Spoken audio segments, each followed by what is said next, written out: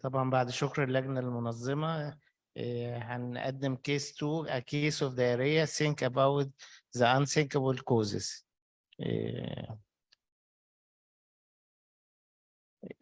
طبعا يسرنا ان اول مرة اشوف جامعة نيو جيزة يونيفرسيتي، فدي طبعا هتكون يعني حاجة يعني اول مرة نشوف شغلهم بقى ان شاء الله تعالى.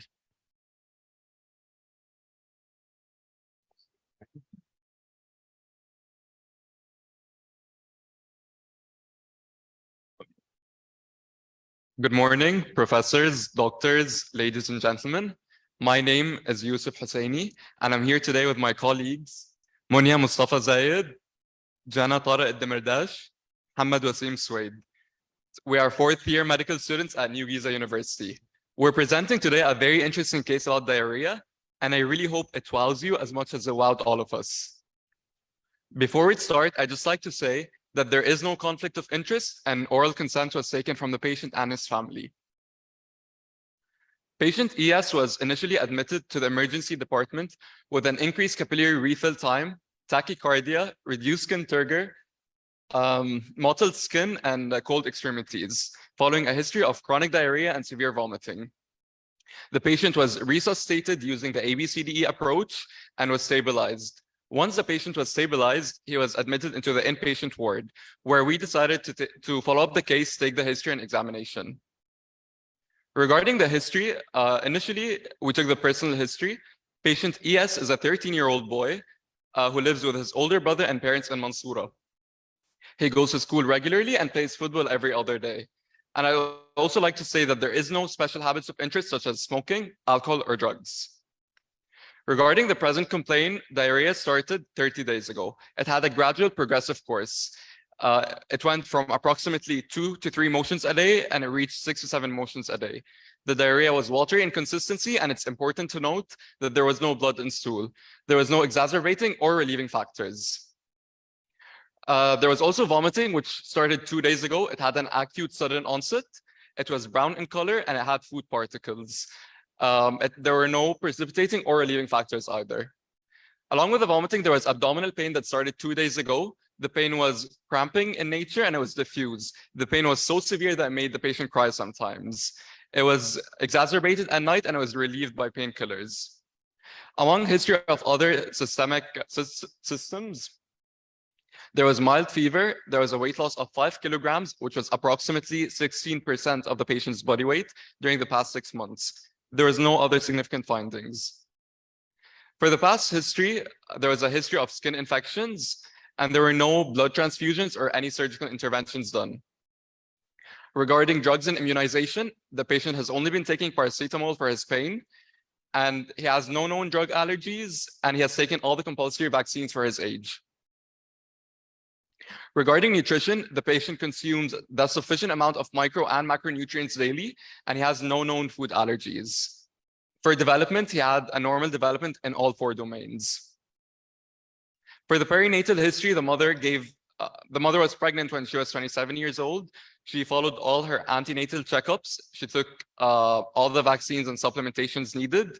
She gave birth through an uncomplicated vaginal delivery during the 37th week of gestation, making the baby a full-term baby. The baby was born healthy and was not admitted to the NICU. Finally, I'd like to state that ES's parents are in a consanguineous marriage and there was no travel history of significant importance. Now we're going to continue on to Monia to speak about the examination. After we've taken the full history of the patient, we started with examination. We first took the anthropometric measures of the patient and plotted them on the curves based on his sex, age, and country. He was under the 5th centile for both weight and height.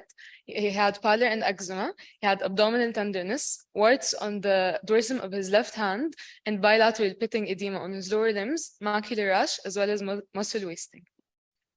We then thought of our first set of differential diagnoses. We thought of something that could be infectious due to his persistent watery diarrhea. We thought of viral gastroenteritis. We thought of giardia and enterobius vermicularis. We then did the appropriate labs. CBC, which showed a high eosinophilic count, which made us think of something parasitic. We did CRP, which was elevated. electrolytes, which were normalized after we resuscitated the patient, liver function tests, kidney function tests, and random blood sugar, which were all normal, stool analysis and culture, which was positive for Giardia. We then treated the patient with metronidazole for 1 week, and the dose was calculated upon his weight and age. We then took another stool sample, and it was analyzed negative, but to our surprise, the symptoms still did not resolve. We thought our next set of differential diagnoses, we thought of something that could be inflammatory in course, inflammatory bowel disease, and malabsorption syndrome. We did the appropriate labs afterwards. We did hydrogen breath test to exclude lactose intolerance, anti-tissue transglutaminase to exclude celiac disease, and initially fecal calprotectin to exclude inflammatory bowel disease. And everything was within normal limits. Now with Jana, Tarek.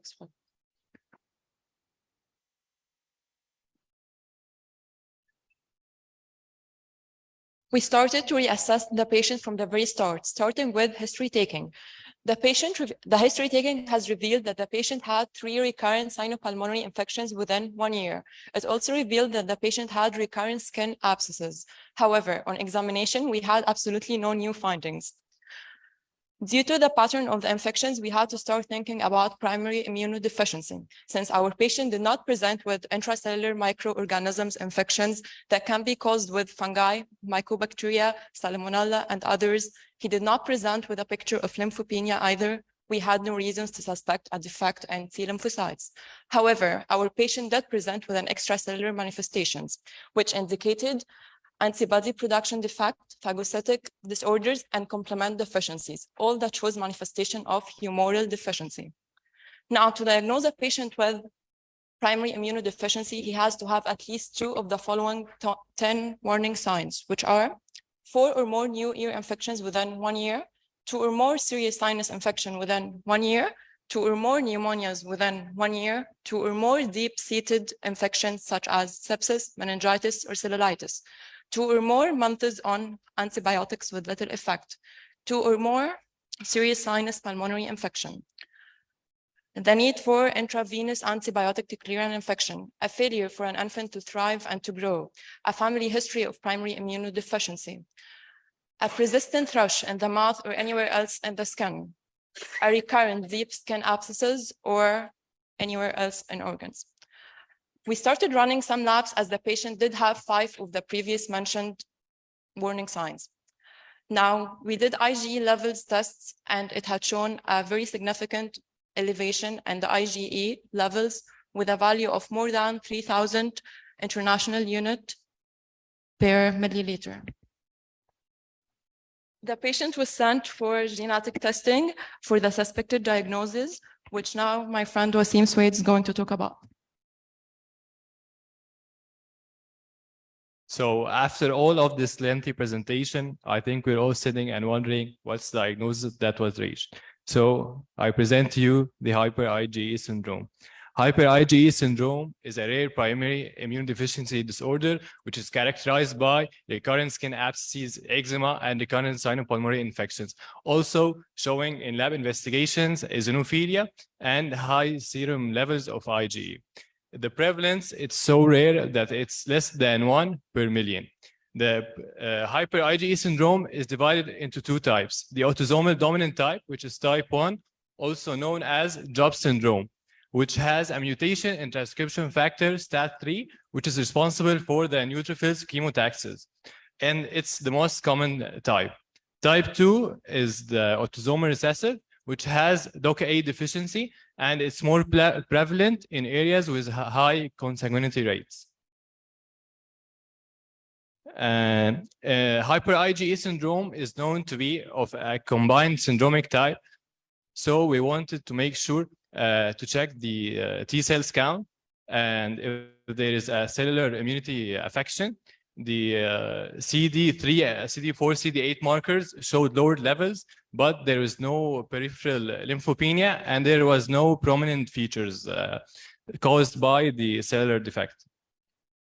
The 2 types has overlapping features, but also type 1 and type 2, each one of them has distinct features.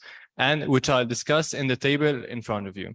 For type 1, the earliest manifestations are the skin infections, which present as pustular and eczema-like rashes with cold abscesses. In type 2, it's also early, but not as early as type 1, where in type 1, it presents in the first few months in life. In type 2, patients suffer from stubborn viral skin infections caused by organisms such as herpes simplex virus and herpes zoster virus. Also recurrent skin abscesses. What's common between them regarding the skin manifestations is that both of them suffers from skin and nail infections caused by the candida. The other organ that's affected is the lungs, where in type 1, the patient suffers from recurrent bacterial and fungal pneumonia, leaving large cavities in the lung known as pneumatoceles, which can be detected radiologically. For type 2, the manifestations are less severe, but however, both of them, the disease can progress into chronic lung disease. Retained primary teeth is only seen in type 1. Also, which in the figure I'll show you, here's a picture of a 3-year-old boy with hyper IgE syndrome, showing thickened skin on his face with also broad nose and retained primary teeth. The second figure showing itchy and scaly and erythematous rash on his lower limbs. Also, patients with type 1 are more susceptible to have frequent fractures, hyperextensibility of joints, and scoliosis. Both types shows increased risk of malignancies. Type 1 shows increased risk of leukemia, cancers of the vulva, liver, and the lung. While in type 2, papilloma, there's increased risk of developing papilloma-induced squamous cell carcinoma, and both types shows an increased risk of lymphomas. Neurological manifestations are only described in type 2, where patients suffer from encephalitis and vascular lesions. So I think we can conclude from the table shown in front of you that both of them has overlapping features, while type 1 has distinct features such as the skeletal and connective tissues, tissue abnormalities, also teeth, while type 2 has stubborn viral infections and exclusively neurological manifestations. Okay, so the missing key or the missing part in this case is how we can correlate the patient complaint which he presented with, which is the diarrhea, which has been chronic and persistent, with the syndrome he was diagnosed with. So we basically have 3 mechanisms described in the literature. First one is recurrent infections with stubborn organisms, either viral, fungal, or bacterial. Bacteria such as Cryptosporidium, but it's more described with type 1 job syndrome. Second one is associated extreme food hypersensitivity due to eosinophilic gastroenteritis, which is hyper IgE mediated reaction to food, which is more common with type 2, which is in our case most probably. Third mechanism is the autoimmune enteropathy, where the immune system attacks its own cells. So now with my colleague Monia, who will discuss with you the management of the 2 types. Okay, the management of hyper IgE syndrome.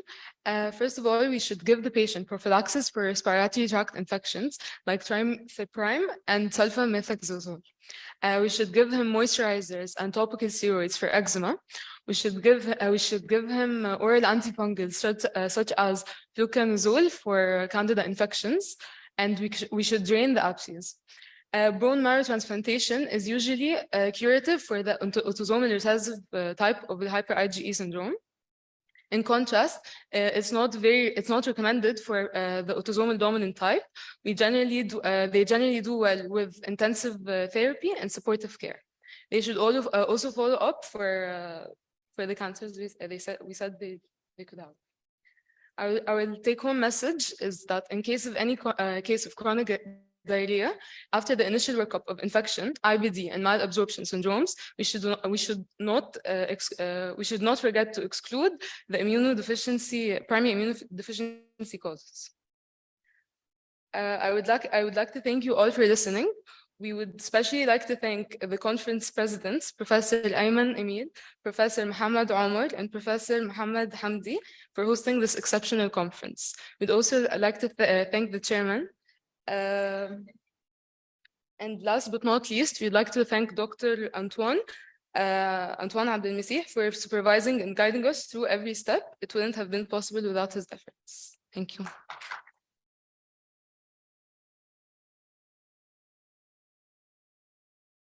في any questions for the speakers? دكتور محمد عمر عندك سؤال؟ أنا كمان بصراحة يعني طاقة إيجابية وشعلة نشاط وتفاؤل ما شاء الله ما شاء الله حاجة إن إحنا ابتدينا بيهم كمان فافتتاح لطيف لليوم وحاجة مشجعة جدا. بكرة هم اللي اللي عندهم قوي واستفدت جدا من البرزنتيشنز تحفة. اتفضل يا دكتور محمد.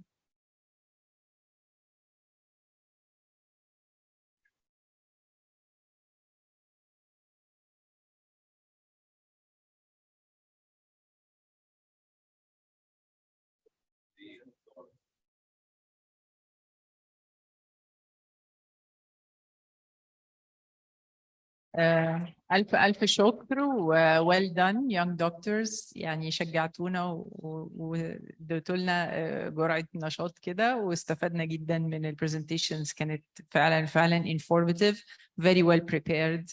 I would like to thank their mentors دكتور أنطوان ودكتورة إيمان لأنه فعلا they did an excellent job. Next. متهيألي كده السيشن خلصت وندعو السيشن next session to start اللي هي احنا برضه.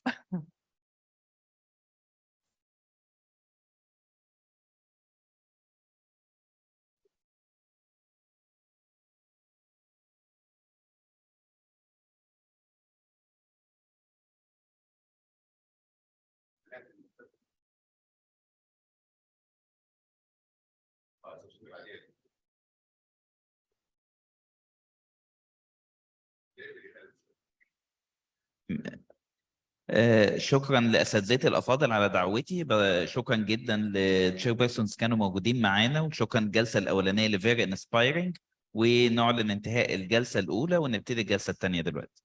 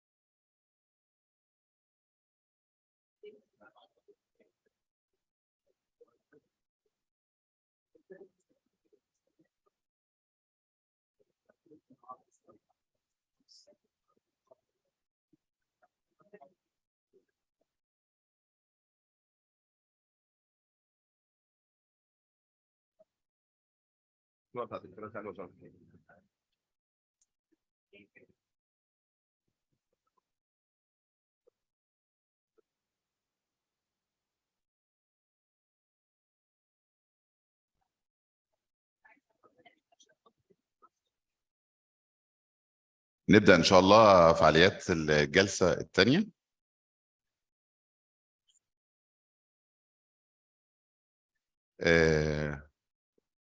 دكتورة عبلة صلاح، الدير تشير بيرسونز، دكتورة هالة حمدي، دكتورة هبة حمزة، دكتور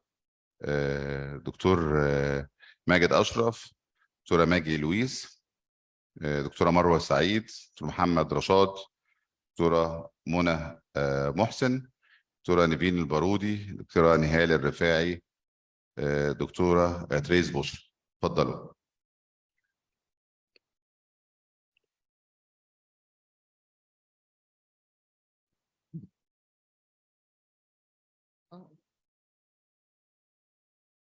بسم الله الرحمن الرحيم. هنبدأ السيشن الثانية النهاردة.